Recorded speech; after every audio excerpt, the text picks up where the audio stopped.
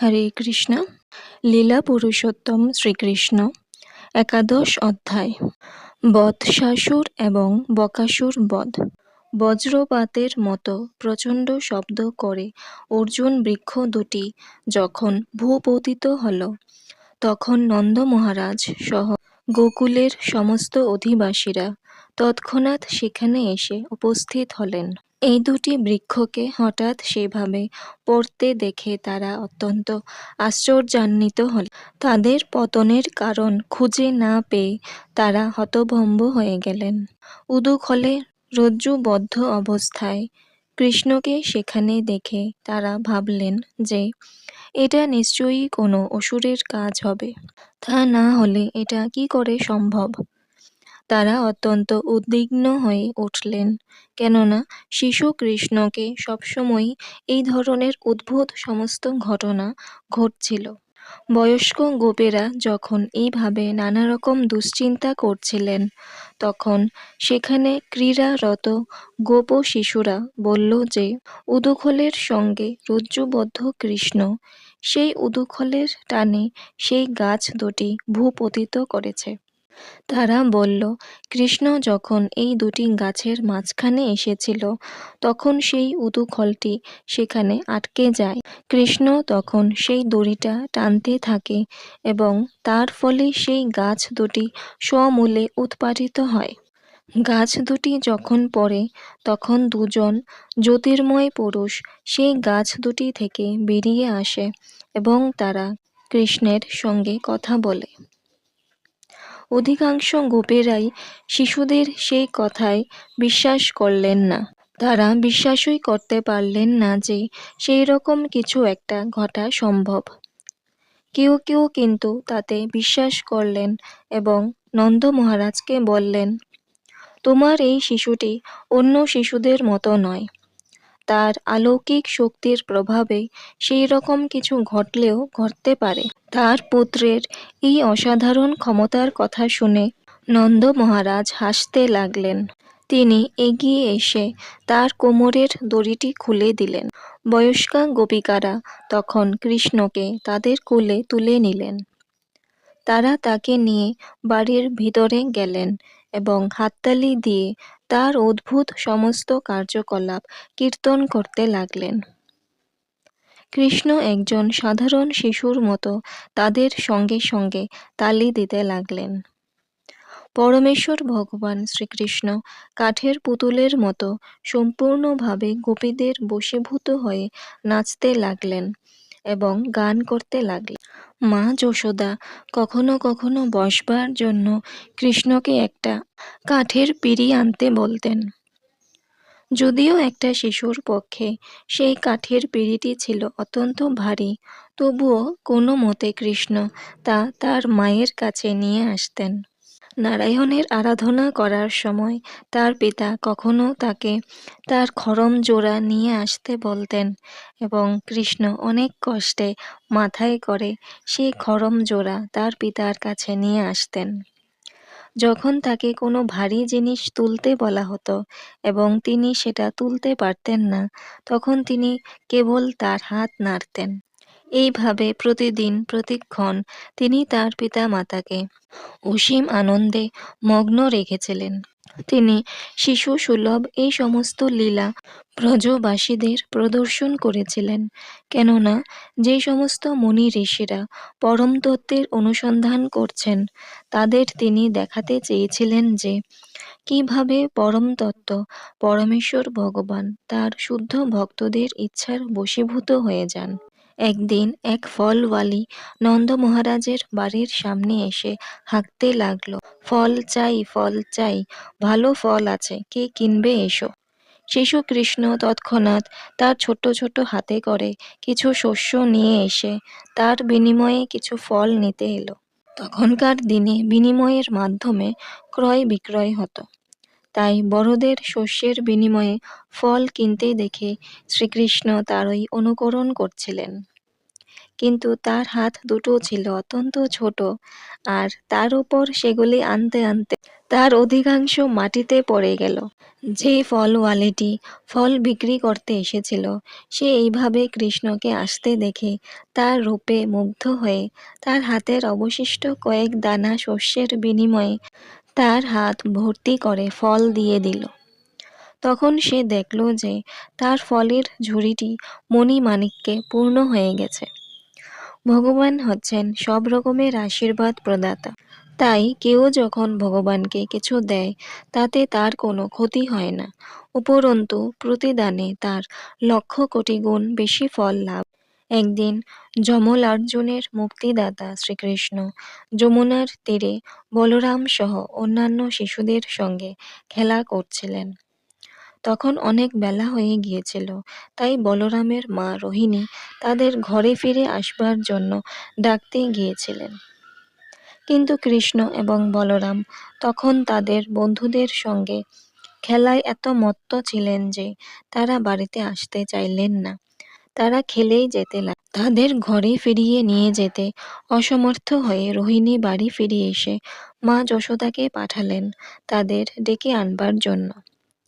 মা যশোদা তার পুত্রের প্রতি এত স্নেহবৎসল ছিলেন যে তাকে ঘরে ফিরে যাওয়ার জন্য ডাকতে আসা মাত্রই তার স্তন দুগ্ধপূর্ণ হয়ে উঠল। তিনি উচ্চস্বরে ডাকতে লাগলেন, কৃষ্ণ, তোমার খাওয়ার সময় হয়েছে, বাড়ি চলো। হে নীলোৎপল লোচন কৃষ্ণ, আমার কাছে এসে আমার স্তন্য পান করো। তুমি অনেক খেলা করেছ, এখন নিশ্চয়ই তোমার খুব খিদা পেয়েছে। তুমি এখন নিশ্চয়ই ক্লান্ত হয়ে পড়েছ, এখন আর খেলার দরকার নেই। তিনি বলরামকে আহ্বান করে বললেন, হে কুলনন্দন বলদেব, তোমার ছোট্ট ভাই কৃষ্ণকে নিয়ে এক্ষুনি ফিরে এসো। সেই সকাল থেকে তোমরা খেলা করছ, এখন নিশ্চয়ই তোমরা পরিশ্রান্ত হয়ে পড়েছ, এখন ঘরে ফিরে এসে ভোজন করো। তোমাদের পিতা নন্দ মহারাজ তোমাদের জন্য অপেক্ষা করছেন। তোমরা ফিরে না আসা পর্যন্ত তিনি খাবেন না, তাই তাড়াতাড়ি ফিরে এসো। কৃষ্ণ এবং বলরাম যখন শুনলেন যে নন্দ মহারাজ তাদের জন্য অপেক্ষা করছেন এবং তাদের অনুপস্থিতিতে তিনি কিছুই খাবেন না, তখন তারা খেলা শেষ করে ঘরে ফিরে গেলেন। তাদের অন্যান্য খেলার সাথীরা তখন অভিযোগ করল, আমাদের খেলা এখন জমে উঠেছে আর কৃষ্ণ এখন চলে যাচ্ছে। এবারের মতো ওকে আমরা যেতে দিলাম, এরপরে আর কখনো আমরা ওদের খেলায় নেব না। এইভাবে তার খেলার সাথীরা যখন তাকে ভয় দেখালো যে আর তারা তাকে খেলতে নেবে না, কৃষ্ণের তখন খুব ভয় হলো এবং বাড়ি ফিরে যাওয়ার পরিবর্তে তিনি আবার তার বন্ধুদের সঙ্গে খেলতে শুরু করলেন। তখন মা যশোদা শিশুদের তিরস্কার করলেন এবং কৃষ্ণকে বললেন, প্রিয় কৃষ্ণ, তুমি কি মনে করো যে তুমি একটা সাধারণ ছেলে? তোমার কি কোনো ঘরবাড়ি নেই? সেই সকাল থেকে খেলা করার ফলে তোমার সারা শরীর ধুলো লেগে ময়লা হয়ে গেছে। এখন চলো বাড়ি গিয়ে স্নান করবে। আর তাছাড়া আজ তোমার জন্মদিন, তাই তোমাকে আজ ব্রাহ্মণদের গাভী দান করতে হবে। তোমার বন্ধুদের দেখো, তাদের মায়েরা তাদের কি রকম সুন্দর করে পরিষ্কার করে নানা রকম অলংকার দিয়ে সাজিয়ে দিয়েছেন। চলো এখন বাড়ি চলো, স্নান করে সুন্দর পোশাক পরো, তারপরে আবার এসে খেলতে পারবে।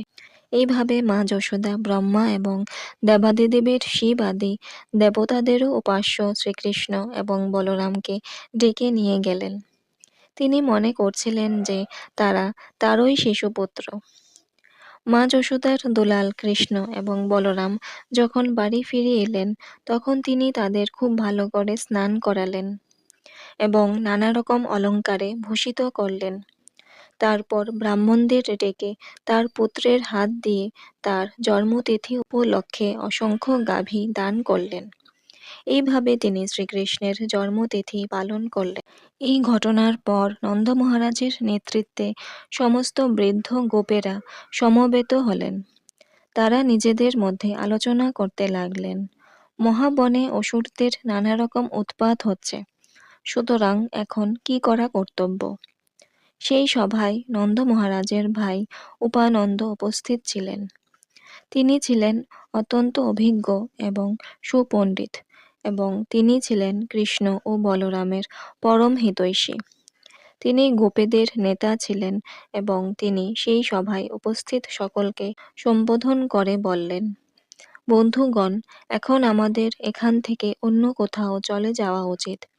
কেননা আমরা দেখছি যে বারবার সমস্ত অসুররা এসে নানা রকম উৎপাত করে নানা রকম অশান্তির সৃষ্টি করছে। তারা বিশেষ করে ছোট শিশুদের হত্যা করার চেষ্টা করছে। পুতনা যে কিভাবে কৃষ্ণকে হত্যা করতে চেয়েছিল সে কথা নিশ্চয়ই আপনাদের মনে আছে। ভগবান শ্রী হরির কৃপাতেই কেবল কৃষ্ণ সেই রাক্ষসীর হাত থেকে রক্ষা পেয়েছিল। তারপর তৃণাবর্ত অসুর কৃষ্ণকে আকাশে উড়িয়ে নিয়ে গিয়েছিল, কিন্তু ভগবান শ্রীহরির কৃপায় আমাদের কৃষ্ণ অক্ষত অবস্থায় আমাদের কাছে ফিরে এসেছে এবং পাথরের উপর পড়ে সেই অসুরটির মৃত্যু হয়েছে। কয়েকদিন আগেই এই শিশুটি দুটি গাছের মাঝে খেলা করছিল এবং হঠাৎ প্রচণ্ডভাবে সেই গাছ দুটি সমূলে উৎপাটিত হয় এবং সৌভাগ্যক্রমে শিশুটির গায়ে একটি আঁচড়ও লাগেনি। ভগবান শ্রীহরি আবার তাকে রক্ষা করেছেন। এই গাছের নিচে চাপা পড়ে এই শিশুটি এবং তার সঙ্গে ক্রীড়ারত অন্য কোনো শিশুর যদি মৃত্যু হতো তাহলে যে কি শোচনীয় অবস্থা হতো তা আপনারা একবার ভেবে দেখুন। এই সমস্ত ঘটনা বিবেচনা করে আমার মনে হয় যে এখানে থাকা আর নিরাপদ নয়। চলুন আমরা এখান থেকে চলে যাই।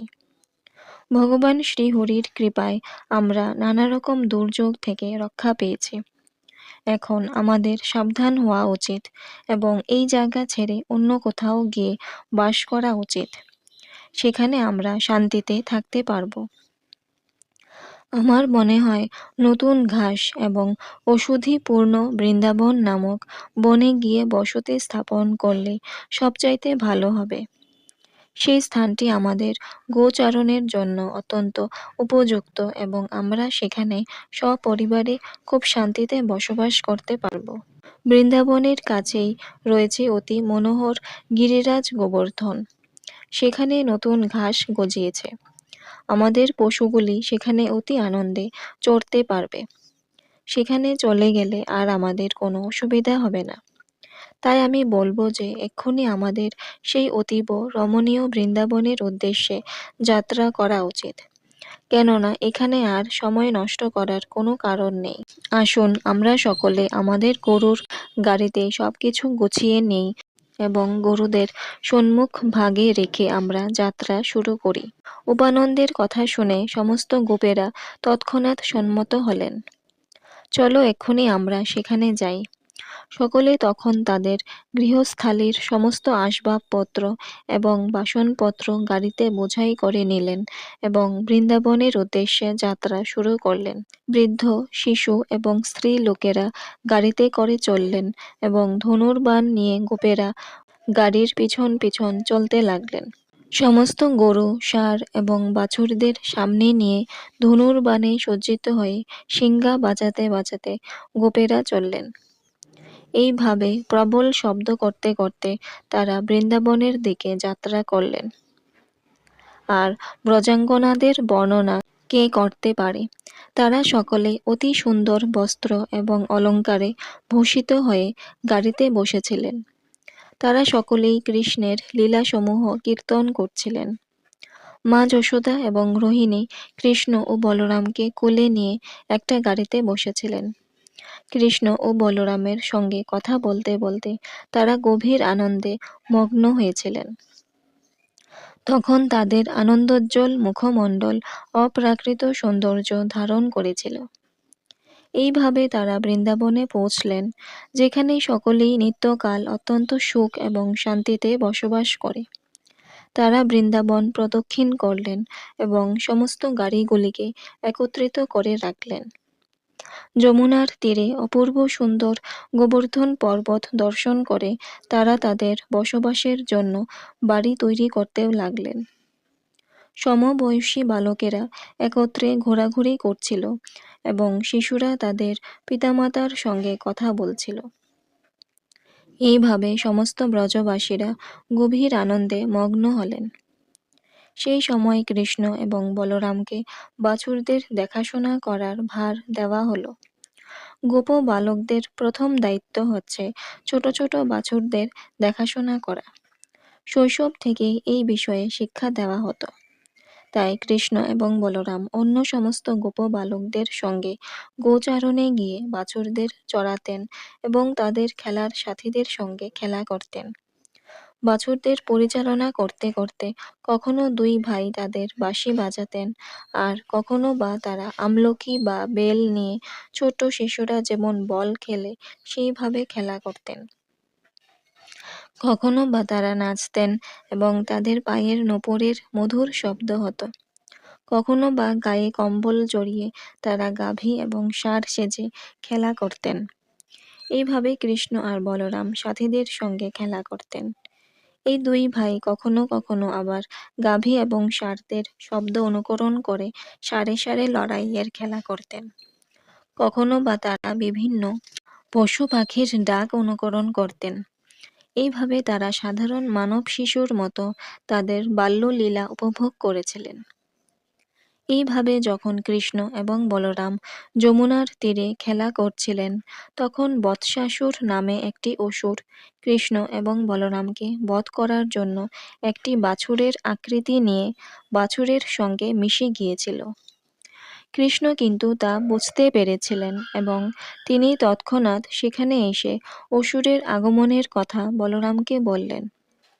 দুই ভাই মিলে তখন সন্তর্পণে সেই বৎসাসুরের কাছে গেলেন এবং কৃষ্ণ তার পিছনের দুটি পা এবং লেজ ধরে ঘোরাতে ঘোরাতে সজোরে তাকে একটা গাছের উপরে ছুঁড়ে ফেলে দিলেন। তাতেই অসুরটি প্রাণ ত্যাগ করে সেই গাছের উপর থেকে ভূমিতে নিপতিত হল। কৃষ্ণের খেলার সাথীরা যখন বিগত প্রাণ অসুরটিকে মাটিতে পড়ে থাকতে দেখল, তখন তারা কৃষ্ণের বীরত্বে মুগ্ধ হয়ে বলতে লাগলো, খুব ভালো হয়েছে, খুব ভালো হয়েছে। স্বর্গের দেবতারা তখন মহানন্দে পুষ্পবৃষ্টি করতে লাগলেন। এইভাবে সমস্ত সৃষ্টির পালক কৃষ্ণ ও বলরাম প্রতিদিন সকালে বৃন্দাবনের গোচারণে বাছুরদের চড়াতেন এবং এইভাবে ব্রজের রাখাল রূপে তারা তাদের বাল্যলীলা উপভোগ করতেন। সমস্ত গোপ বালকেরা প্রতিদিন গোবৎসগুলিকে জল খাওয়াবার জন্য যমুনাতে নিয়ে যেত। বাছুরেরা যখন জল খেত, তখন তারাও জল খেত। একদিন যমুনার জল পান করে যখন তারা যমুনার তীরে বসেছিল, তখন তারা একটা পাহাড়ের মতো বিরাট এক বক পক্ষী দেখতে পেল। এই অদ্ভুত দর্শন জন্তুটিকে দেখে তারা অত্যন্ত ভীত হল। আসলে এটি ছিল বক পক্ষীর রূপধারী বকাসুর নামক কংসের এক বন্ধু। সহসা সেই মহাদৈত্য তার তীক্ষ্ণ চঞ্চু দিয়ে কৃষ্ণকে আক্রমণ করে তাকে গিলে ফেলল। এইভাবে কৃষ্ণকে গিলে ফেলতে দেখে বলদেব সহ সমস্ত বালকেরা মৃতবৎ অচেতন হয়ে পড়ল। বকাসুর যখন কৃষ্ণকে গিলতে যাচ্ছিল, তখন সে তার গলায় একটা প্রচণ্ড জ্বালা অনুভব করল। কৃষ্ণের দেহ নির্গত রশ্মিচ্ছটার প্রভাবে তার গলা পুড়ে গেল। অসুরটি তাড়াতাড়ি কৃষ্ণকে তার মুখ থেকে ফেলে দিল এবং তার সুতীক্ষ্ণ চঞ্চু দিয়ে খুঁচিয়ে খুঁচিয়ে তাকে মারবার চেষ্টা করতে লাগল। বকাসুর জানত না যে যদিও কৃষ্ণ নন্দ মহারাজের শিশুপুত্র রূপে লীলাবিলাস করছিলেন, তবুও তিনি ছিলেন ব্রহ্মাণ্ডের সৃষ্টিকর্তা, ব্রহ্মার আদি পিতা পরমেশ্বর ভগবান, সমস্ত দেবতাদের আনন্দের উৎস এবং সাধুদের পরিত্রাণকারী যশোদানন্দন তখন পর্বতাকৃতি বক পক্ষীটির চঞ্চু ধরে তার সমস্ত গোপ বালক সাথীদের সামনে একটি শিশু যেমন অনায়াসে একটি ঘাসকে দ্বিধা বিভক্ত করে ছিঁড়ে ফেলে, ঠিক সেইভাবে তার মুখটি চিরে ফেলল। স্বর্গলোকবাসীরা আকাশ থেকে বক বিনাশক শ্রীকৃষ্ণের উপর নন্দন বনজাত মল্লিকা পুষ্প বর্ষণ করলেন এবং দুন্দুভি ও শঙ্খধ্বনি করে স্তোত্র দ্বারা তার স্তব করতে লাগলেন। গোপ বালকেরা যখন পুষ্পবৃষ্টি হতে দেখল এবং দিব্য বাদ্যসহ দেবতাদের মধুর স্তব শুনতে পেল, তখন তারা অত্যন্ত বিস্মিত হল। কৃষ্ণকে অক্ষত অবস্থায় দেখে বলরাম সহ তারা সকলে এত আনন্দিত হল যে মনে হলো যেন তারা নবজীবন লাভ করেছে। কৃষ্ণকে তাদের কাছে আসতে দেখে তারা সকলেই একে একে সেই নন্দনকে আলিঙ্গন করে তাদের বুকে ধরে রাখল। তারপর তারা সমস্ত গোবৎসদের একত্রিত করে ঘরে ফিরে গেল। গৃহে ফিরে তারা নন্দদুলালের অদ্ভুত কার্যকলাপ সম্বন্ধে সকলকে বলতে লাগল। যখন সমস্ত গোপ এবং গোপিকারা শিশুদের কাছ থেকে সেই ঘটনার বর্ণনা শুনলেন, তখন তারা অত্যন্ত আনন্দিত হলেন। কেননা তারা সকলেই কৃষ্ণকে তাদের প্রাণের থেকেও বেশি ভালোবাসতেন এবং তার মহিমা ও বীরত্বের কাহিনী শুনে তার প্রতি তাদের স্নেহ আরও বর্ধিত হল। কৃষ্ণ যে আবার মৃত্যু মুখ থেকে উদ্ধার পেয়েছে সেই কথা চিন্তা করে তারা গভীর স্নেহ ও ভালোবাসার সঙ্গে তার মুখের দিকে তাকিয়ে রইলেন। তারা সকলেই খুব উদ্বিগ্ন হয়ে পড়েছিলেন, কিন্তু তবুও কৃষ্ণের মুখমণ্ডল থেকে তারা তাদের দৃষ্টি ফেরাতে পারলেন না এবং গোপিকারা নিজেদের মধ্যে বলাবলি করতে লাগলেন যে অসুর কতবার শিশু কৃষ্ণকে আক্রমণ করেছে, তবুও তারা কৃষ্ণের কোনো অনিষ্ট করতে পারেনি। উল্টে তারাই একে একে নিহত হয়েছে। তারা নিজেদের মধ্যে বলাবলি করতে লাগলেন কিভাবে কত অসুর তাদের দুর্ধর্ষ শরীর নিয়ে কৃষ্ণকে হত্যা করার জন্য তাকে আক্রমণ করেছে, কিন্তু ভগবান শ্রী হরির কৃপায় তারা কৃষ্ণের শরীরে একটা আঁচড় পর্যন্ত কাটতে পারেনি। পক্ষান্তরে একটা ক্ষুদ্র পতঙ্গ যেমন আগুনে পুড়ে মরে যায়, ঠিক সেইভাবে তারা একে একে নিহত হয়েছে। বেদজ্ঞ এবং জ্যোতিষশাস্ত্র বিশারদ গর্গমুনির কথা তাদের মনে পড়ে গেল, যিনি বলেছিলেন যে অসুরেরা এই বালকটির অনিষ্ট সাধন করার চেষ্টা করবে। এখন তারা দেখলেন যে তার কথা অক্ষরে অক্ষরে সত্য হয়ে যাচ্ছে। নন্দ মহারাজ সহ সমস্ত প্রবীণ গোপেরা কৃষ্ণ এবং বলরামের অদ্ভুত সমস্ত কার্যকলাপের কথা বলাবলি করতেন এবং সেই আলোচনায় তারা এতই মগ্ন হয়ে থাকতেন যে তারা এই জড়জগতের ত্রিতাপ দুঃখের কথা সম্পূর্ণভাবে ভুলে যেতেন। এটাই হচ্ছে কৃষ্ণ ভাবনামৃতের প্রভাব।